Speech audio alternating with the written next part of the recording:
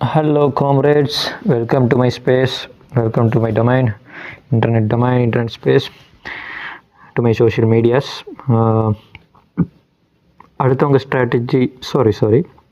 அடுத்தவங்க ட்ராஜடி நமக்கு வந்து ஒரு வெல் ஸ்ட்ராட்டஜி ஆகிடுது. இது நல்ல விஷயமானு கேட்டால் நல்லதில்லை, கெட்டது தான்.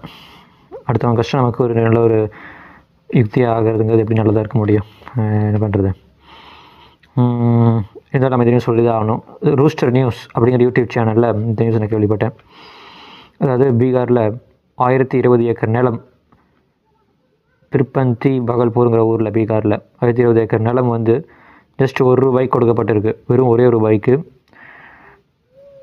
சென்ட்ரல் கவர்மெண்ட் அனுமதியோடு நடந்திருக்கு. சென்ட்ரல் யார் இருக்கா? பிஜேபி தான் இருக்கா. பீகாரில் நிதிஷ்குமார் ஆட்சியில் இருக்கிறது. Nitish Kumar, I don't know the name of the party.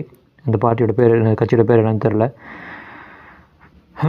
யார் கொடுக்கப்பட்டிருக்குன்னு கேட்டிங்கன்னா அதானிக்கு, கௌதம் அதானி குரூப்ஸ்க்கு.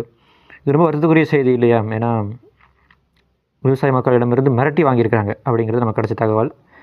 எதுக்காகன்னு கேட்டால் 2400 மெகாவாட் கரண்ட் உற்பத்தி பண்ணுறதுக்கான ஒரு மிகப்பெரிய பவர் பிளான்ட் அங்கே வரதை சொல்லியிருக்காங்க. அது ப்ரைவேட்டைஸ்டாக இருக்கக்கூடிய கௌதம் அதானிக்கு இந்த பொறுப்பு ஒப்படைக்கப்பட்டிருக்குது. அது ஜஸ்ட்டு எப்படி 1020 ஏக்கர் நிலத்தை ஒரு ₹1 கொடுக்க முடியும்?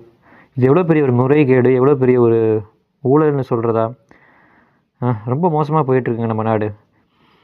இந்த பிஜேபி ஆதரவாளர்களுக்கு நான் ஒன்று சொல்கிறேன், புரிஞ்சுக்குங்க. மதம் என்பது நம்பிக்கை சார்ந்ததாக இருக்க வேண்டும். வெறி சார்ந்ததாக ஒரு மதம் பிடித்த மதையான மாதிரி விஷயமா இருக்கக்கூடாது. இதை புரிஞ்சுக்குங்க.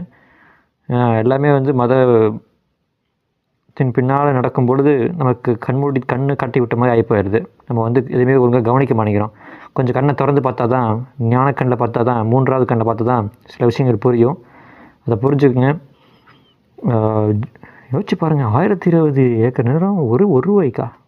மை காட், ரொம்ப பேடுங்க, ரொம்ப பேட். எல்லாமே அதானிக்கும் அம்பானிக்கும் எழுதி கொடுத்துருவாங்க போல் நாட்டையவே.